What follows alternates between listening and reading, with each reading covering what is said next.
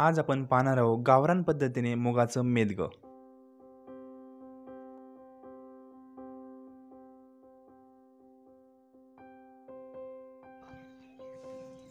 तर आपण गॅसवर तवा ठेवलाय आणि त्याच्यावर थोडे मूग टाकतोय, भाजून घ्यायचे आपल्याला।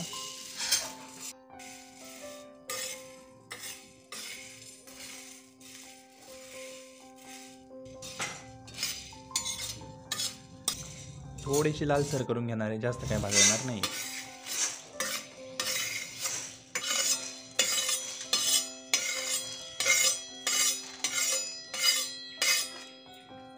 यानंतर आपण गॅसवर पातेलं ठेवणार आहे आणि त्या पातेल्यात जितकं आपल्याला मेदगं करायचं आहे तितकंच आपण पाणी टाकणार आहे।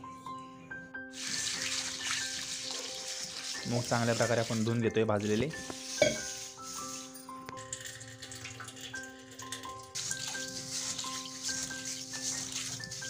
दोन तीन पाण्याने मूग धुतलेत आणि आपण त्या पातेल्यात टाकतोय शिजायला।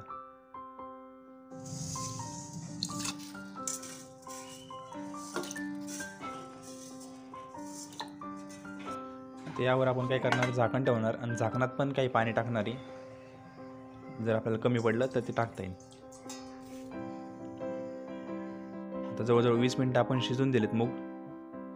आपण थोडं पाणी पण टाकलं त्याच्यात।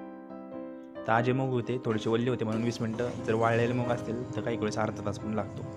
आपले मूग बघा शिजलेले आहेत। आता आपल्याला फोडणी द्यायची, त्यासाठी आपण लसूण घातलाय आणि लसणाचे काप केलेत। आपण एका लसणाचे 2-3 काप केलेत चाकूने।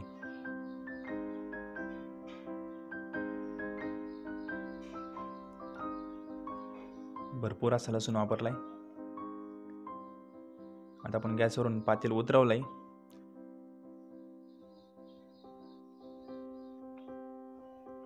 आपल्याला त्या लसणाची आता फोडणी द्यायची।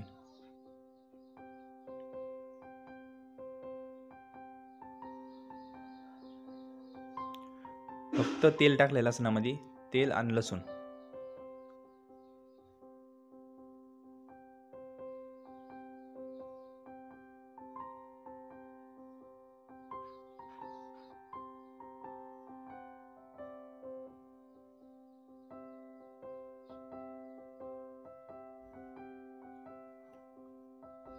आता आपण फोडणी देतोय।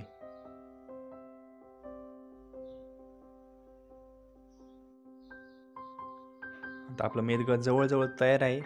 फक्त आपण एकदा 2 मिनिटं गॅसवर ठेवणार, जास्त वेळ नाही, फक्त 2 मिनिटं ठेवणार।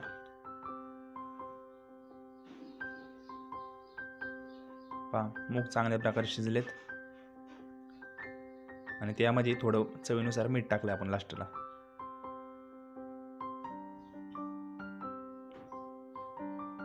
तर आता आपलं मेदगं तयार आहे। तुम्ही पाहू शकता योग्य प्रकारे शिजलंय।